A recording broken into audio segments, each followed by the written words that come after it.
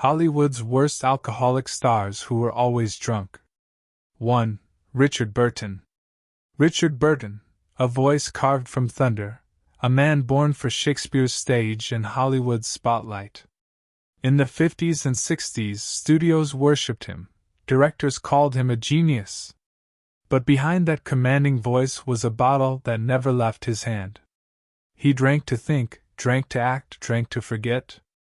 Every role pulled him higher, every drink dragged him lower.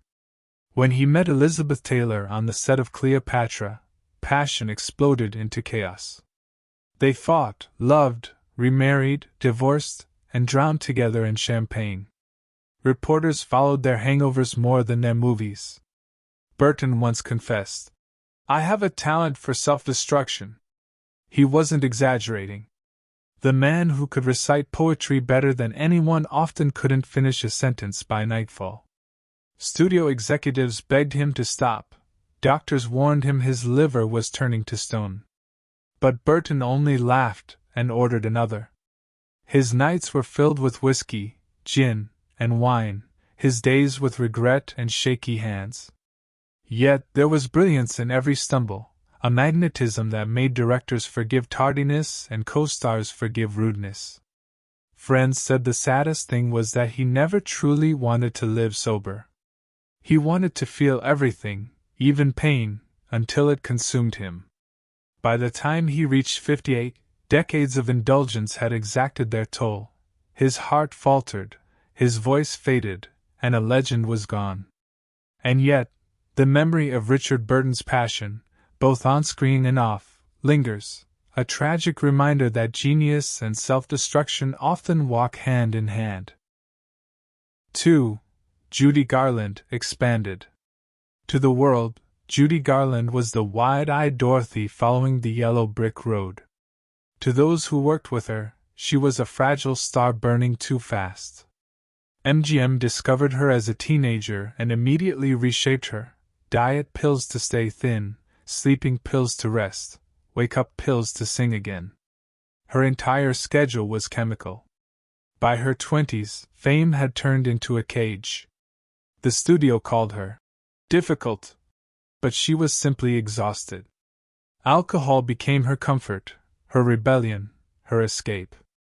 Audiences saw smiles. Backstage, she trembled. Multiple marriages collapsed under the weight of addiction. She'd arrive late, slur her lines, then suddenly transform when cameras rolled, a tragic miracle. Judy wanted love, stability, silence. But Hollywood gave her noise, money, and pills. Each comeback was followed by another fall. She sang with the voice of an angel, yet every note hid fear, exhaustion, and despair. Friends watched her self-destruct slowly, powerless to help. She laughed when she could cry, and cried when the world applauded. She once said, "If I'm such a legend, why am I so lonely?"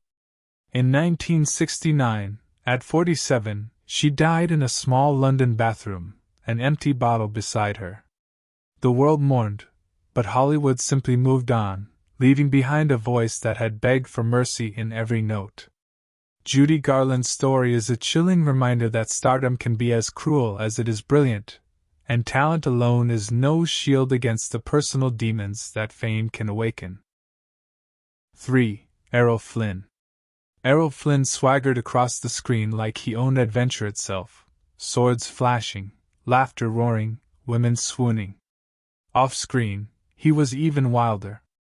Fame hit him young, and he rode it like a storm: yachts, parties, endless bottles of rum. Reporters called him charming, friends called him reckless. He showed up drunk to sets, forgot lines, yet somehow turned chaos into charisma. The studio tried hiding his binges, but gossip columns did the opposite. Scandals piled up, marriages collapsed, and his health began to rot while he still smiled for cameras.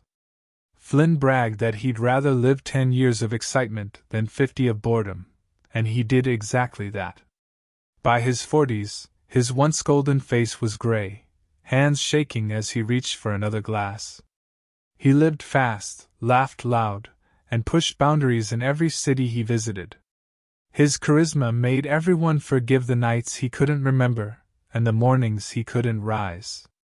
Yet behind the jokes and bravado, there was a man running from emptiness, hiding from a life that demanded more than he could give. When he died at 44, doctors said his body looked twice that age.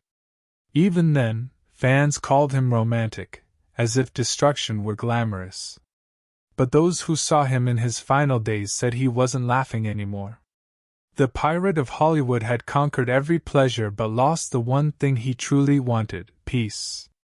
Flynn's story is a cautionary tale, showing that charm, talent, and bravado cannot shield a man from the price of indulgence.